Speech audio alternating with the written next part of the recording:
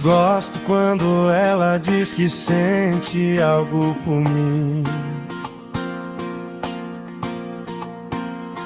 e aquele ciúme existe porque nunca encontrou alguém assim.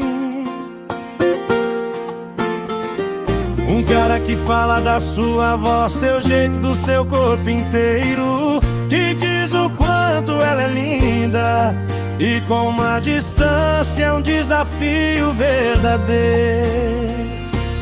Ela é uma mulher simples, de sorriso encantador, e acho que nesse coraçãozinho dela existe amor.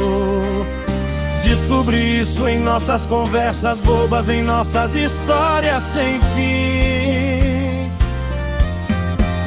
E ela é alguém que meu coração jamais gostaria de ver partir.